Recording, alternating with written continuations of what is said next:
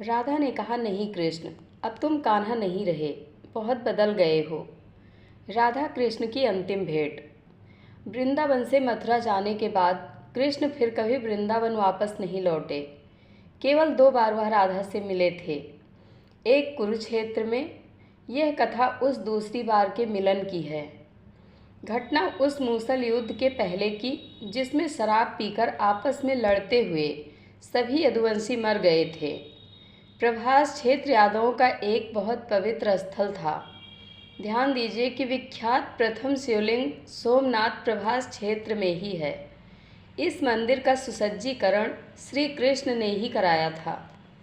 इसके उत्तर में प्रभास का विस्तृत भूभाग है। इसी स्थान पर मैदान से थोड़ी दूर पर बहेलिये ने श्री कृष्ण के पैर में बाण मारा था। यहाँ हर वर्ष एक पूजा समारोह होता था, जिसमें यादव गणतंत्र के सभी लोग अबाल वृद्ध भाग लेते थे। गोलोक जाने के पहले एक बार श्री कृष्ण ने समस्त ब्रजवासियों को प्रभास तीर्थ में मिलने के लिए बुलाया था।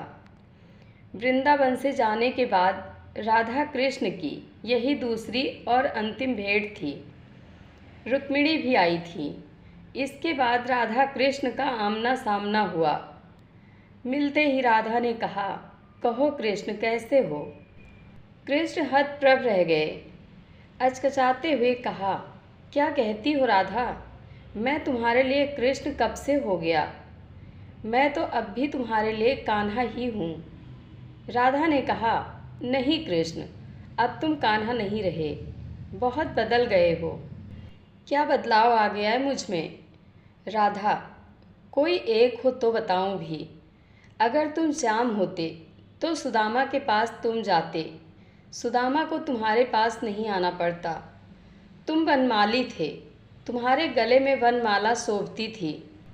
शायद तुम्हें नहीं मालूम हुआ होगा कि तुम्हारे लिए माला बनाने के लिए मैं और मेरी सखियाँ ललिता, विशाखा, अनुराधा, कुसुम, सैव्य आदि वृंदावन के 7 वनों से फूल चुनती थी।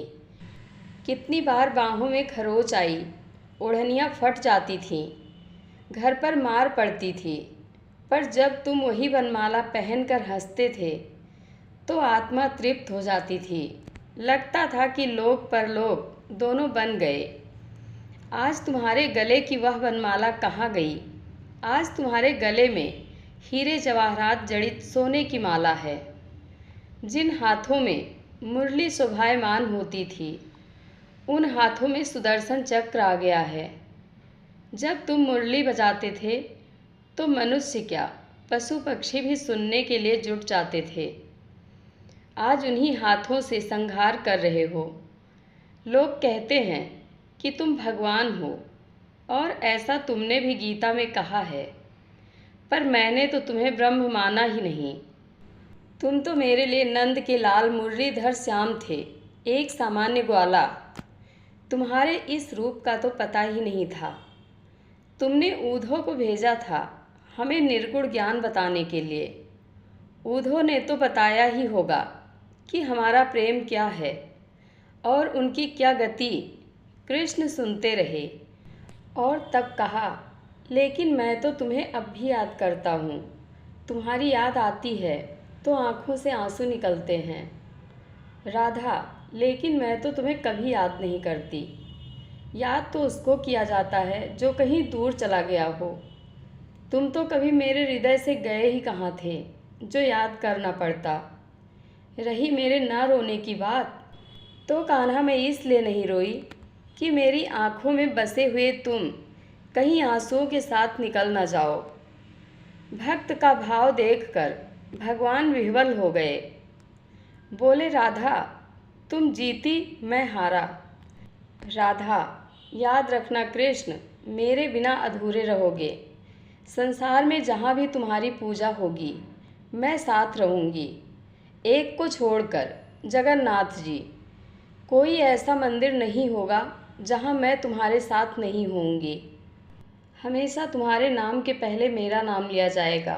ठीक उसी प्रकार जैसे पूर्व में प्रभु श्री राम के पहले माँ सीता का नाम आया। भगवान श्री कृष्ण ने एवमस्तु कहा और एक अंतिम बात कही कि राधा, अब इस जीवन में मेरी तुम्हारी भेंट नहीं होगी, पर मैं तुम्हें कुछ देना चाहता हूँ। जो भी इच्छा हो मांग लो। राधा ने कहा, कन्हैया, मुझे तो सब कुछ मिल चुका है और कुछ नहीं चाहिए। मेरा तुम्हारा प्यार अमर रहे।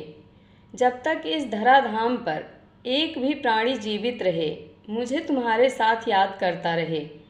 परंतु कहते ही हो तो एक बार वही मुरली की तान एक बार और सुना दो। भगवान भक्त की इस इच्छा को टाल ना सके, जबकि सर्वज्ञ सर्वशक्तिमान कृष्ण इसके भयावह परिणाम को जानते थे।